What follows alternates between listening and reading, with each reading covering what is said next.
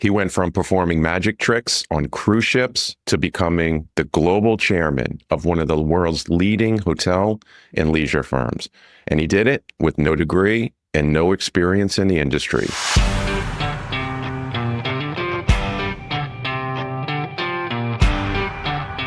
John Fareed is today's guest, who has such an interesting journey that started on the mountains of North Georgia, later spending time serving in the Marine Corps, and then he built a career as a professional magician.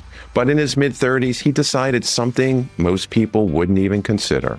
He stepped away from magic into an entirely new industry, hospitality consulting, with no background, no credentials, and no roadmap. But somehow he figured it out.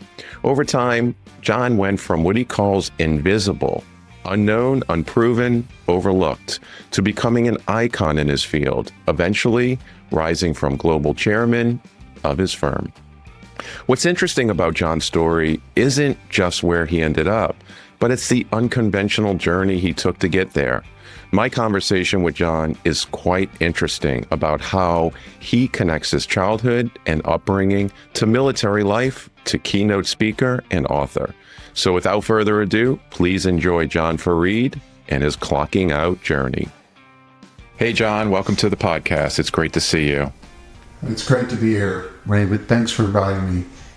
Yeah, absolutely. And this has been a long time coming. I know that we had a schedule and a reschedule, and I've just been so excited about our conversation today. I have your book here that's titled From Invisible to Icon. And first of all, I just absolutely love the title. I think it's super cool. Well, thank you. Yeah, I think that I reflected a lot about just the title alone, this idea of from invisible to icon. And I know you've had a couple of really interesting clocking out moments that we're going to share and dig into here.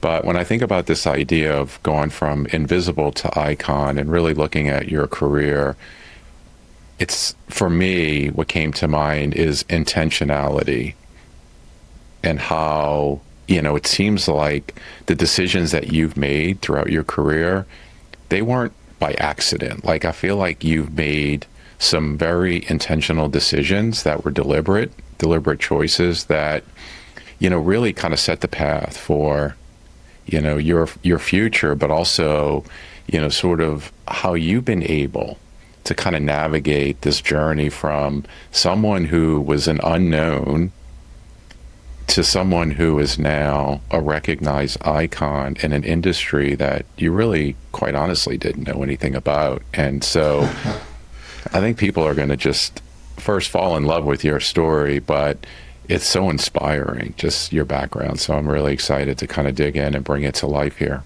Wow, that's very generous. Thank you. Yeah, absolutely. So John, like we always do, it's all about the origin story. So let's kick it off. Tell us, where are you from? Where'd you grow up? So it is quite a story. So I should start by letting you know, especially in the current environment, I'm a first-gen American on my mother's side of the family.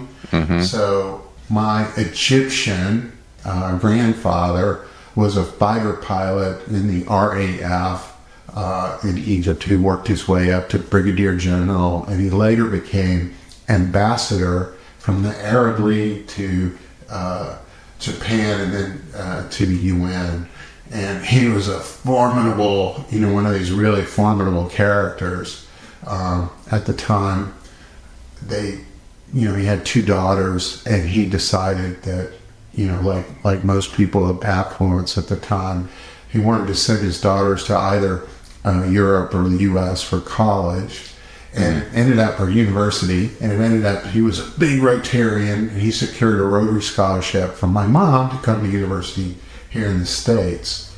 And long story short, she was unchaperoned for the very first time in her life. And first semester, she met the school's, what I would call, equally naive, 6'4", blonde-headed, blue-eyed basketball star.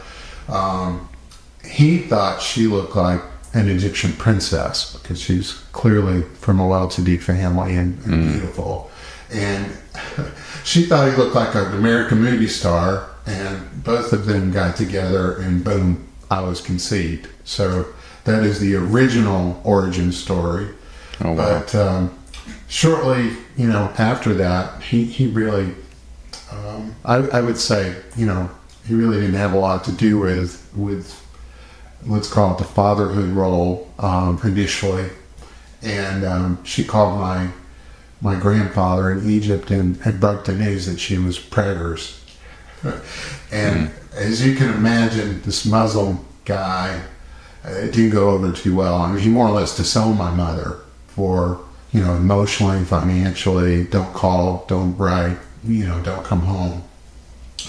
So, as I said, he had 2 daughters, and being the firstborn male in a Muslim family, in which she named me John Farid, Salah Farid is my middle name, after him. So he started sending us tickets to come to Egypt for the summer and hang out with him, which was super cool. At the time we were living in North Georgia, a little town in the mountains called Ellijay, very small community. And I would spend my summers, a lot of my summers with him growing up. And he was awesome. He treated me very well, but my mom would generally remain shuttered in the back room where, only the women could see her. I couldn't even hardly see her over the summers. She would come, she would do a few things with us. But I would continue to do this. But the summer before my 18th birthday, just getting to the origin story here, Raymond, he looked at me, he said, "Where are you going to university?" And I said, "What are you talking about?" "I'm not going to university." He says, "What do you mean you're not going to university?" I said, "No, I'm going to be a magician." Woo. It's like, what? This did not go over very well, but I had been a hobby, magician for a number of years, like a lot of kids, especially, boys, starting in 5th grade. And I told him I was going to be a professional magician. And he said, "No, if you're not going to college, then you'll go into the military like me and my father and my grandfather before me." And I was like, "No, you don't understand. In the U.S., you don't have to go in the military like you do in some other countries and serve." And he said, "No, you don't understand. If you don't go in the military, I'll disown you." And this was just a one-on-one lunch, and I realized I understood what that meant because I'd seen how he treated my mom, and it was a hard pill to swallow. But he had carried me everywhere that he went for a long time, in business meetings, and cocktail parties, and dinners, and afterwards he always gave me the lessons from that experience. He would articulate them, including, we'd go shopping for men's suits and gentlemen's timepieces, or he would talk about negotiation or honor, face, all of those concepts that we talk about in business every day.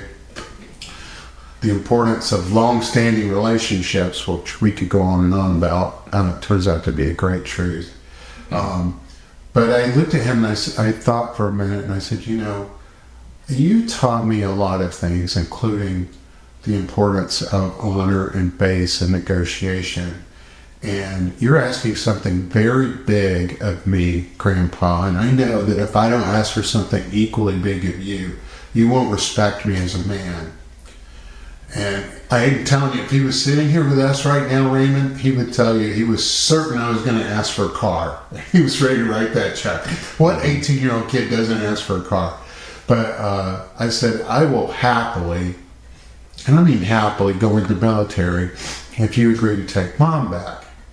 And oh my gosh, he looked at me and he slammed his hand on the table and he walked outside, and I watched him light a cigarette and pour himself a cocktail, which was a rare thing for this Muslim guy, especially in the middle of the day.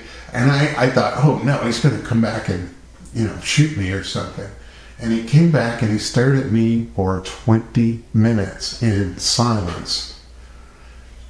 And I thought, okay, he taught me the first one to speak loses, so I just stayed quiet. And eventually he looked up at me and he says, okay, I'll do this, but it has to be the Marines. And I was magic boy, what was I going to do? I said, okay, we shook on it. And the very next day he did. He took my mom back fully and completely, walked down the hallway to her bedroom, invited her to breakfast. She came out sheepishly, like, what's going on? And he said, hey, your mom, Lulu, my grandmother, is going to take you shopping and to the salon, get you a new dress, and we're going to go to the country club and have lunch with the whole family. It was a mind blower for her. And I realized, okay, I guess he's paid his part of the park. First of all, what a touching story. I was really blown away by this origin story. It's so touching, and there's a couple of things that struck me. One is the courage that you had to be able to sit down and have this really intense, tough conversation. It's like the first time that you're expressing what your needs are. It's sort of like there was the needs of him and what his desires are. He wanted you to be in the Marines, and the fact that you didn't just say, okay, I will do that. I'll put my magician career on hold and I will fulfill your needs. But you had the courage to sit down with him and say, I'll do that, but this is what I want. And that's pretty amazing. Yeah, I wish I could tell you I was thinking about it in a serious manner at the time, but ultimately it just came about in conversation. But I think too, my grandfather always treated me like a little man, and so I took it quite seriously when he told me he was going to disown me. But it was a good learning experience for me, in terms of having a successful I call it semi-successful negotiation with my grandfather, but it was for the right reasons. And I'll tell you, eventually he ended up moving to North Georgia with my grandmother permanently. And he and my mom were best friends for the rest of their lives, so we got to spend a lot of time with them. So it turned out to be the right move. But yeah, so, and So for me, I just, again, I think there's so many lessons here. You, sort of going forward, you're now equals to some degree. And so you went to the Marines, you enlisted. Yeah, I went to Parris Island, 10 days after graduating high school. Gilmer County High School, the only high school, in the county. Very small school. Went to Parris Island. Ended up serving 4 years active, 2 years reserves in the Marines. Wow. Yeah, I feel like that. You kind of how you described yourself in high school as a kid who loved the arts, played chess, was into music. You sort of had this kind of visual and dream of entertaining. And where did the magician, though, come from out of that? Like, what was it about being a magician that really kind of inspired you? So we have to go back to my grandfather.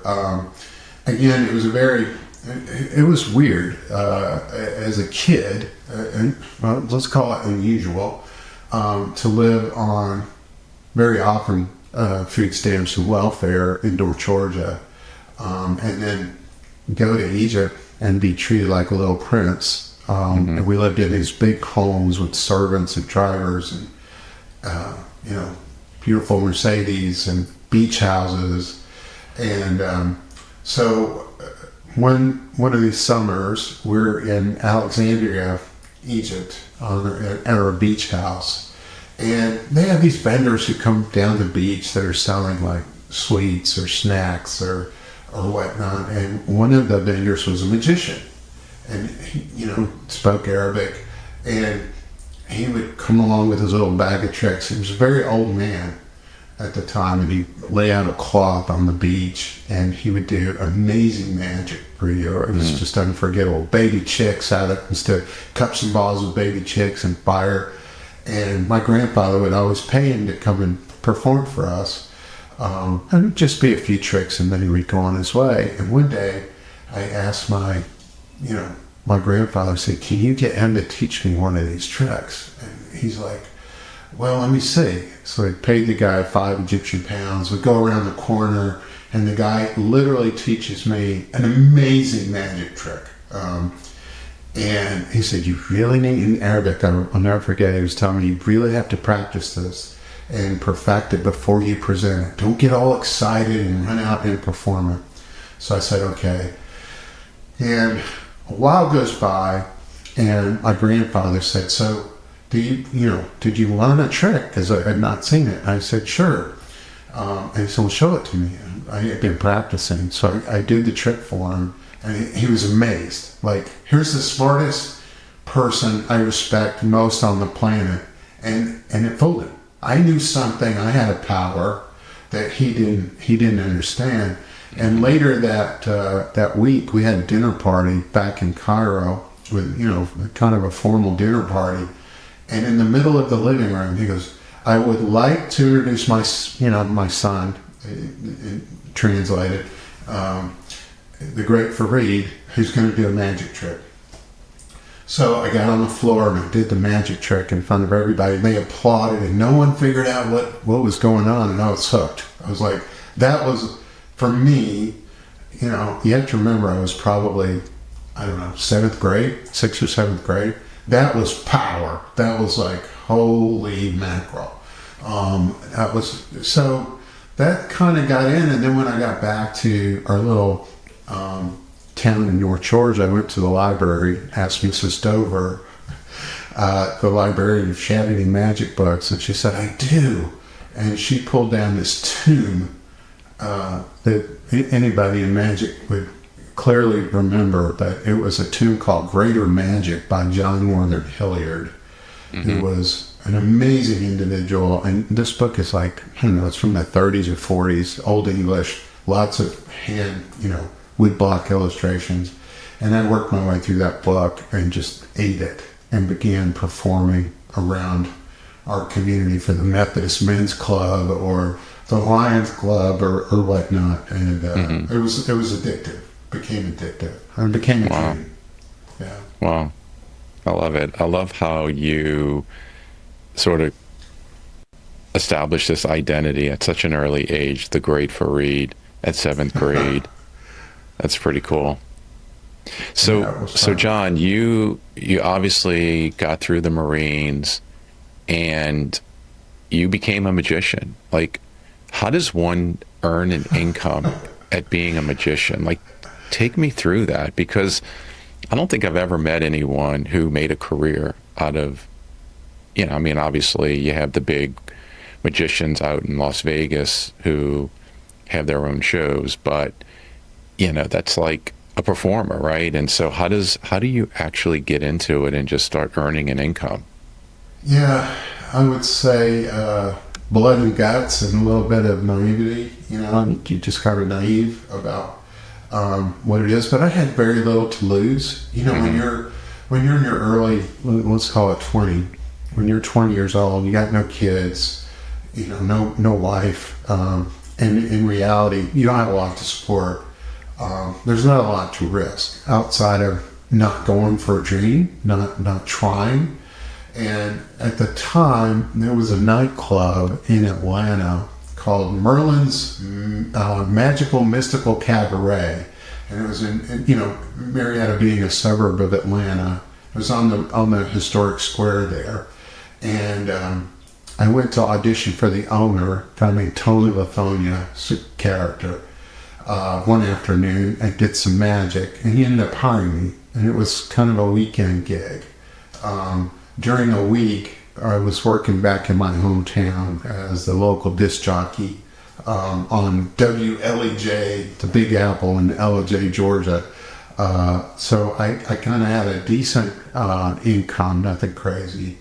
but I would start working those weekends, and eventually other guest magicians from around the country would come in and headline. And one of those magicians said, "What are you doing here? This is not where you're going to make a living. You're either going to be in New York or L.A. You should try the Magic Castle in Hollywood and just audition, see if you can get in there. That could be a good start for you." This was someone I had met, saw him perform, and respected.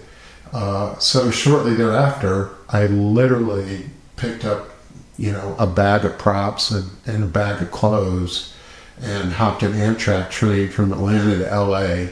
And I won't go into all the details, but essentially I landed an audition at the Magic Castle, and started there, and eventually ended up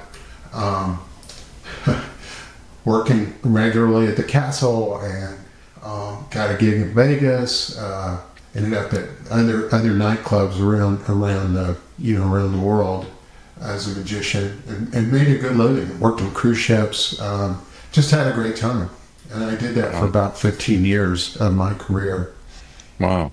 So I want to ask about the outcome. So you sort of had this identity, goes all the way back to 7th grade, where you called yourself the Great Fareed, and you really have flourished in this career, right? Like, you've grown, you got to a level where, from an outsider looking in, you've achieved greatness in terms of this field, and have really created this identity as this magician. And I wonder, thinking back, what was the moment when you felt like, I've taken this career as far as I could? Like, what was it about the success and the moment when you just sort of, was there an aha, and how did that feeling occur in terms of when did it really, like, when did you know? Yeah, it's a really, really good question, and it's a very defined moment in my world. I just want to be clear, when you said, you achieved some greatness, you're being very generous. In most circles, when I was in Vegas, performing in a casino, for example, the head of entertainment or meetings in group would come to me and say, "Hey, we've got a VIP cocktail party upstairs. We'd like for you to go up and do some magic." And I realized very quickly, within that group of corporate executives or whomever it may be, I was essentially a carny, for lack of a better term, there to, dance, monkey, dance, do some magic. And I knew I was not respected the way that they were. That was part of it. That was a realization. But the real wake-up call for me was, I had a friend that was, what we would consider a magic group. He was a hobbyist who was very successful professionally, and he used to come to magic conferences, just like all industries. Yeah, we had conventions and meetings, and he would show up, and we would hang out. He was a great, great guy, just a quality guy. His name was Michael Delaberto, and he lived in Baltimore. And at the time, I had a beach house in Virginia Beach, and he and I were collaborating on a few things, including a pub that he put together called Marketing Magic, and I would do book reviews and write about them, and we had a lot of fun. So one day, I was in Baltimore, coming off of a gig, and I called Michael and I said, "Hey, I'm going to be in Baltimore, let's get together." And he said, "Okay." Well, I had no idea who Michael was at the time, but he was creative director at a very large branding and marketing firm called Grey Kirk Van Zandt. 2 stories of the World Trade Center on the water in Baltimore. So I went in to see him, and I'm like, wow. Had to go through the receptionist, who took me to the next floor to Michael's personal assistant, and went into this gorgeous office with these big paned windows looking at the water. He said, "Let's go to dinner. I'll take you, to my house." And I thought, okay, we go get in his beautiful new Jag, and we drive to his beautiful home in the hills, Baltimore, just outside, I met his amazing wife and kids and the dog. We had a great dinner. And afterwards, we're sitting around, just Michael and I. Everybody else has kind of gone to bed. And, drinking whiskey. And Michael's like, so where are you heading next? And so, well, I'm going on this cruise, going down the Caribbean. And he goes, oh, man, I really wish I had your life. It's so exciting. And it's like, what? Like, I want your life. You have this amazing, office and career, beautiful home and wife and kids and dogs. I got none of that right now. I don't have any kids. Mm-hmm. I just don't, it didn't relate to me whatsoever.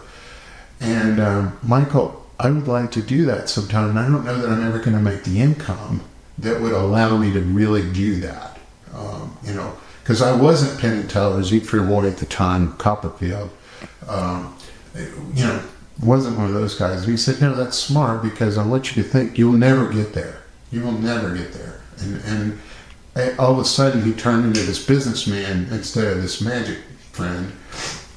And I said, how do you figure? And he said, well, think about it like this.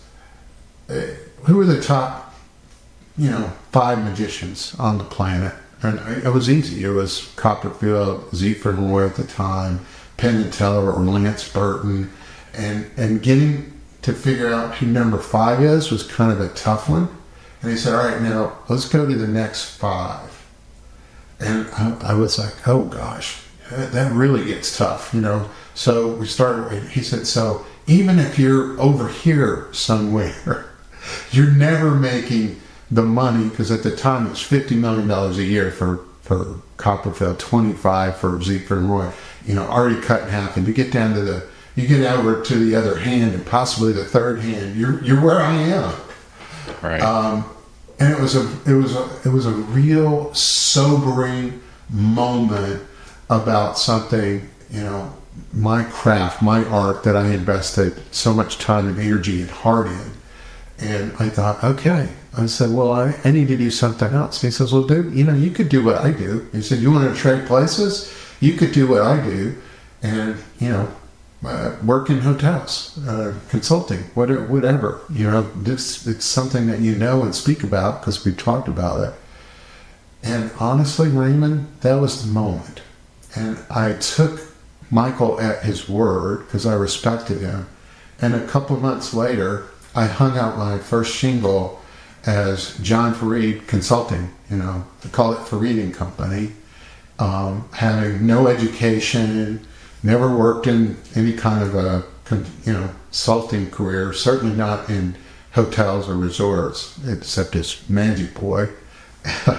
And it was fun. And I ended up just a new adventure.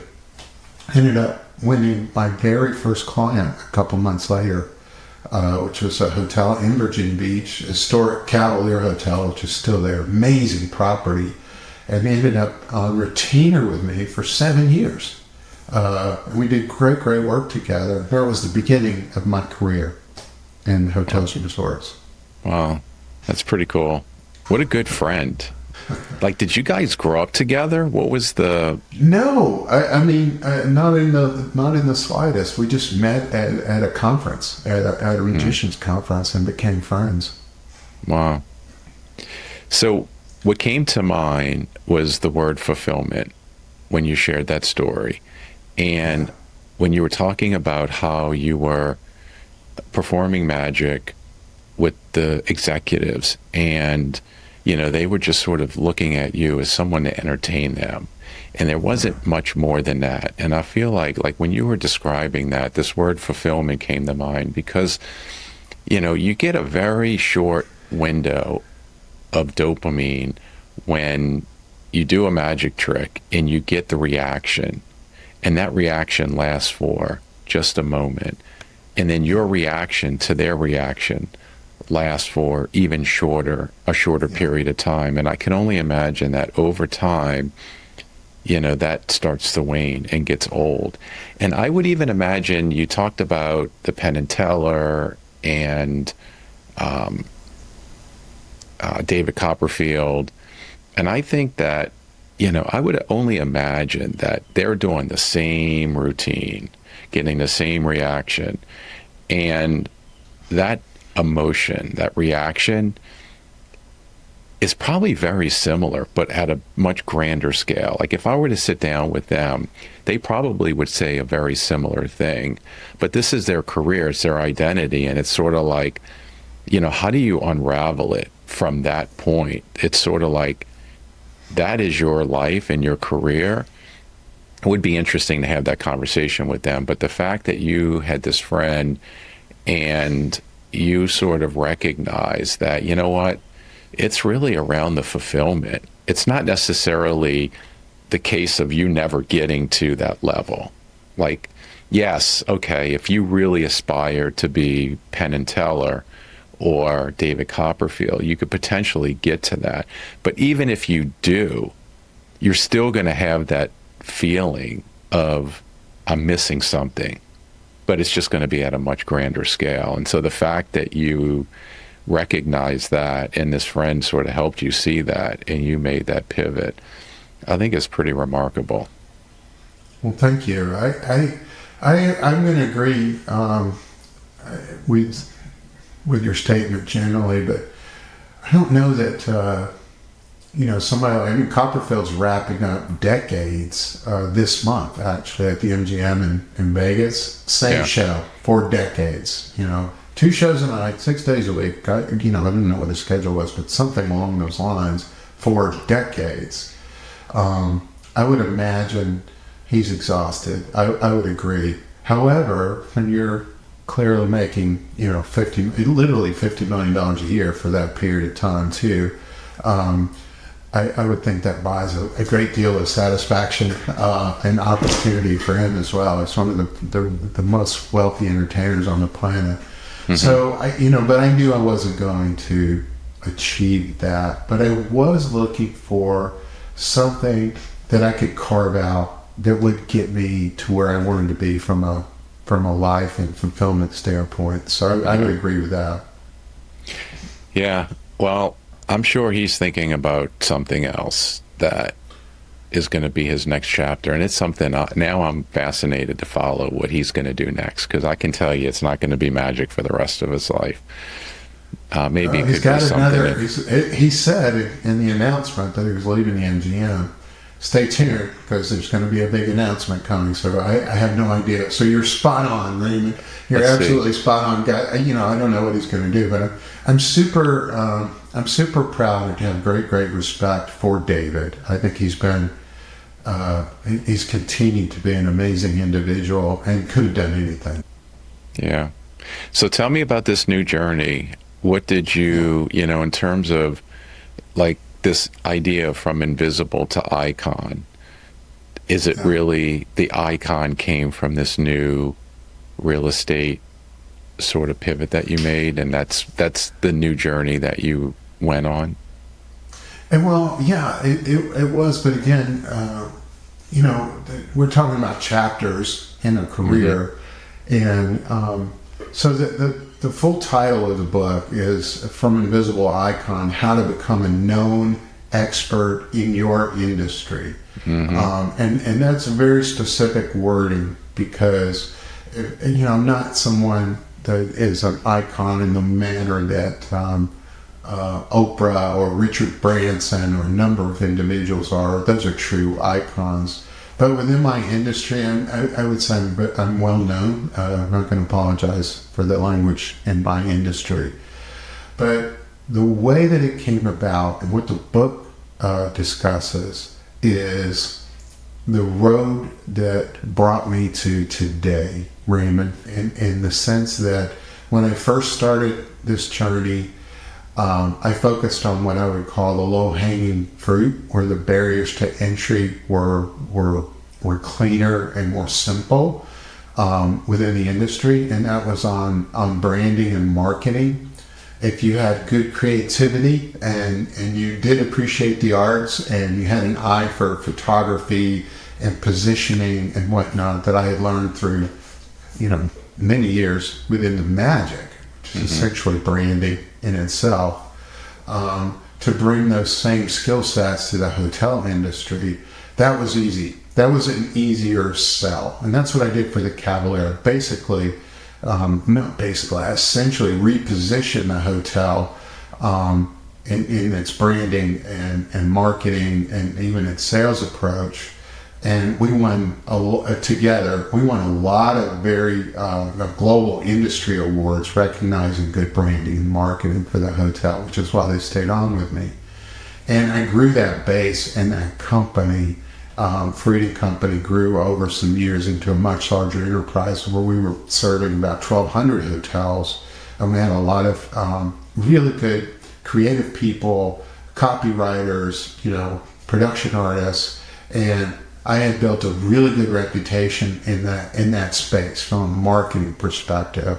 I enjoyed that, and by the way, ended up with a beach house and a car, a wife and a dog and a kid, and my office was on the water in Norfolk, Virginia, just outside of next door to Virginia Beach, with a big office overlooking the water. And I thought, okay. I had a Mercedes S-Class. I'm like, I've done it, Michael Diliberto. Come see what I did, which was awesome. It was also hubris in a way, and karma bit me, and that was in the form of 9/11. When 9/11 hit, we all remember the day. We all remember where we were and what we were doing. And my journey started with a return trip from Egypt, funny enough, where I was working for a U.S. hotel client in Egypt who had no idea that my family was from Egypt at the time, or that I spoke enough Arabic to get everybody in trouble when they hired me. But I had just returned, and I'm in my office the next day, and I get a phone call from another very large client who was with me on retainer for 19 years later on. Skytop Lodge in the Poconos, historic 5,500 acre resort. Bob Baldessari calls me and said, "Hey, are you watching TV?" And I turned the TV on in my office, and he said, "Yeah, some plane hit the World Trade Center. It's pretty interesting." And then while we were on the phone, the second plane hit at a moment. So naturally, Bob and I are connected for life at that point, at that moment for sure. And all of a sudden, everything changed.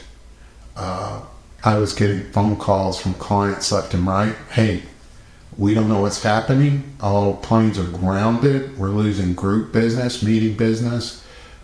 We're very concerned. Stop all work in progress. If there's anything that you're printing, pull it off the press. We're in a holding pattern." And by the end of the week, my CEO at the time, a great lady, Kathy Broadwell, who true executive, born and raised in Chicago with Motorola Corporation, who was a client at the time, and she came over to be my CEO, which was a huge compliment.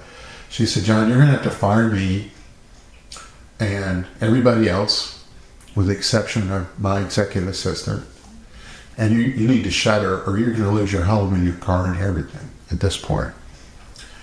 Which was really hard, but I believed her, I respected her, and that's what we did. And we shuttered. We gave everybody 2 months' pay. I went to my landlord. I said, "Look, I don't know how long this is going to last, but I don't have." We had been investing and reinvesting in growth in our organization, not putting money away for a 9/11 fund. And I didn't want to lose everything, so essentially I went to my landlord and handed over the keys. They were very kind. They didn't come back and sue me for the back. They understood. It was such a sobering moment for all of us at the time in the U.S. I'm sure everybody that's old enough to remember will recall.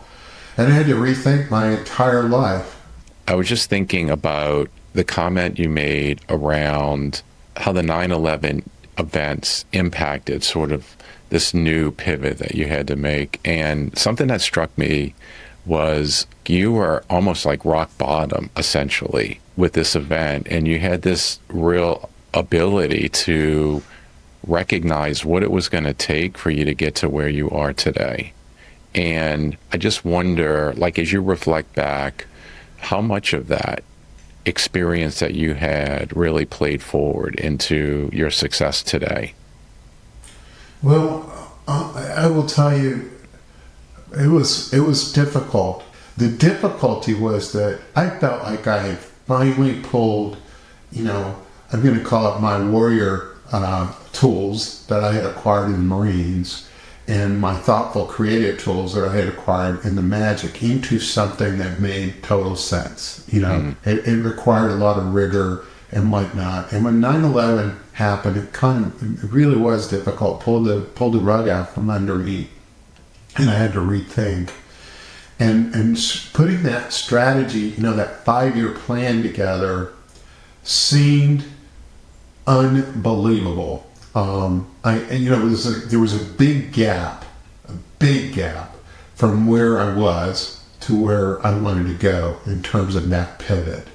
And that gap could only be closed by going to work at a hotel resort, going a prestigious hotel resort, going to work for another firm for a period of time, which meant I'm not entrepreneurial anymore. I'm an employee for a while, or at least on a contract basis.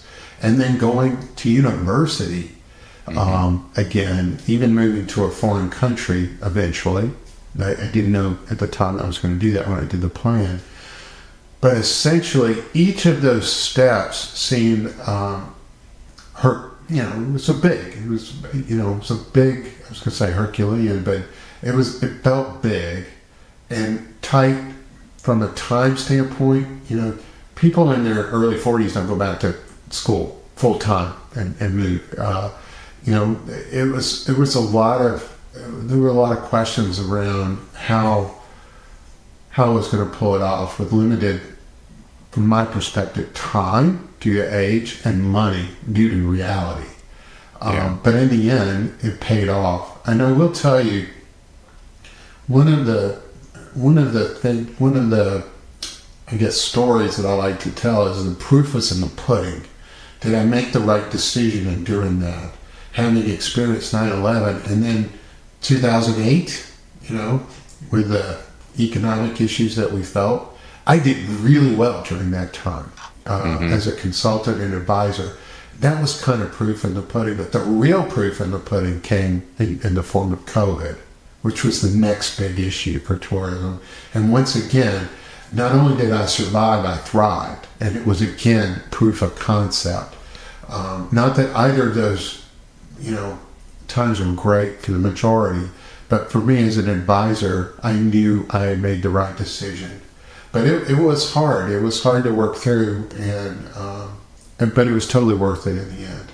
Yeah, I appreciate you sharing that. I think it's so relatable because we oftentimes find ourselves impacted by disastrous situations like that. And I can only imagine, that Herculean 5-6 year journey where you ended up going back to school, getting a master's degree, and really investing in the time and development ultimately set you up for what later becomes success, but also allows you to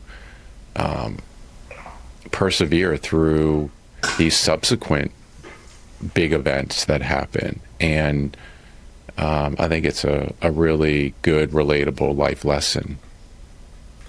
Good muscle building here and here and here. Yeah, the heart and the head. So, John, where are you going from here? Tell us about your current career and what does the future hold? Wow, I'm happy to share this. I really have to tell you, I've enjoyed the book, and wrote the book and got it published with distribution. Simon & Schuster. Ended up going on a book tour, an author tour, at Barnes and Nobles everywhere. I'm from Coral Gables and Barnes and Noble in Orlando, to Hawaii, to the big one there, Alamo Shopping Center, even the Barnes and Noble Fifth Avenue store in New York. where we had a line for an hour and 45 minutes, which was a mind blower. As an author, that's like, again, back to Holy Grail. That was pretty cool. And then doing the keynotes around it, I found a new passion in the writing and the creative side.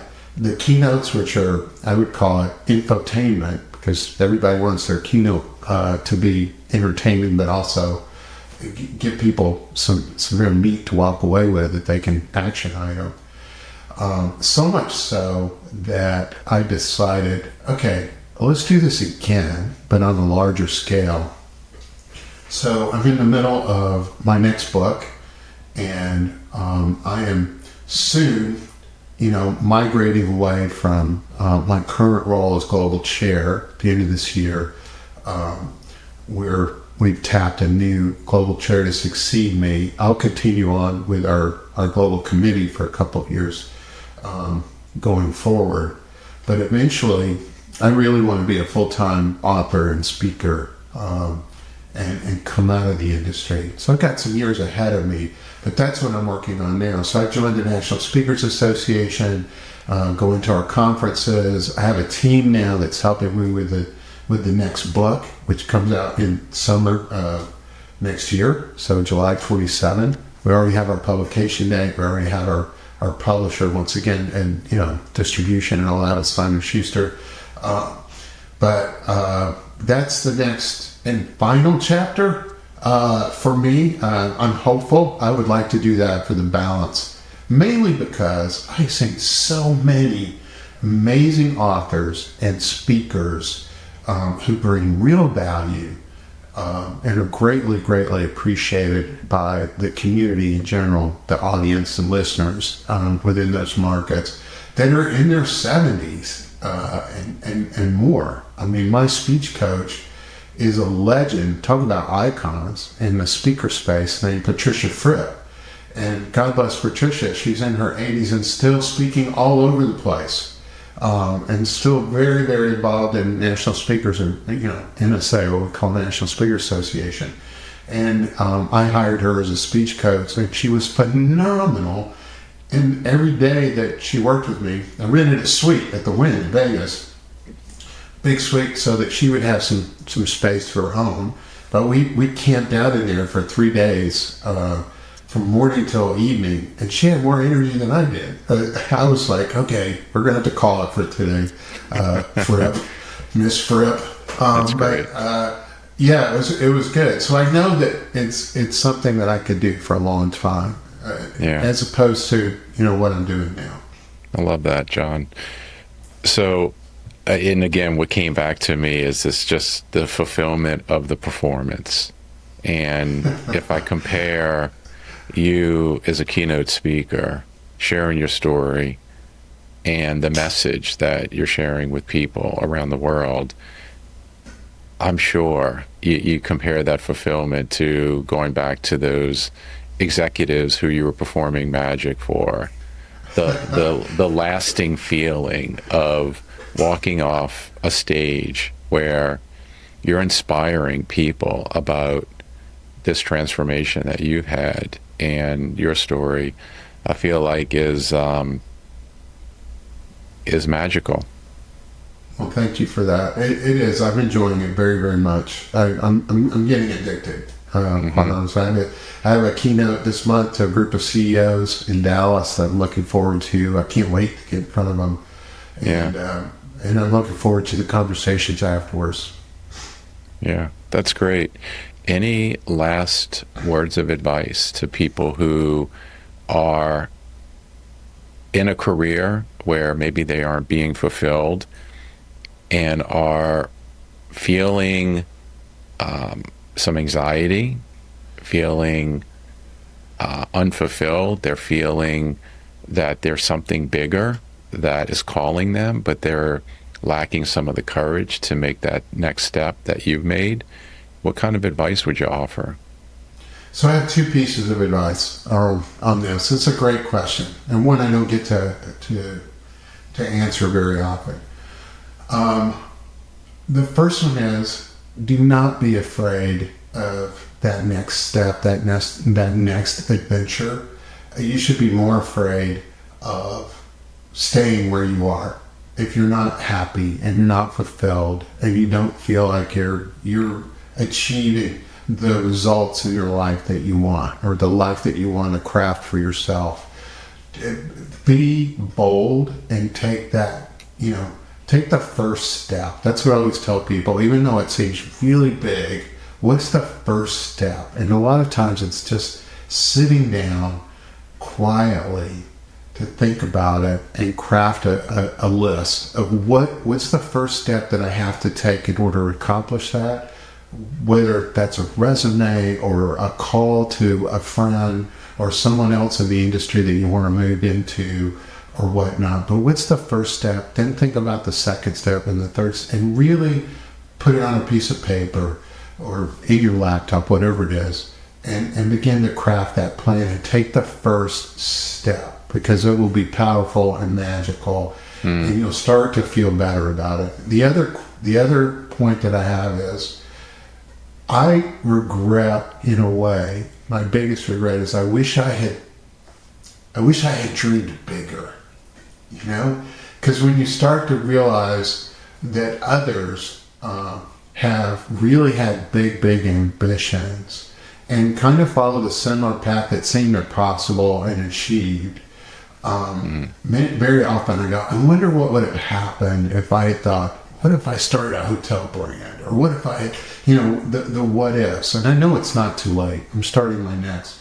But I would tell people, think bigger. So don't be afraid to take that first step. Be more afraid of staying where you are, and think bigger.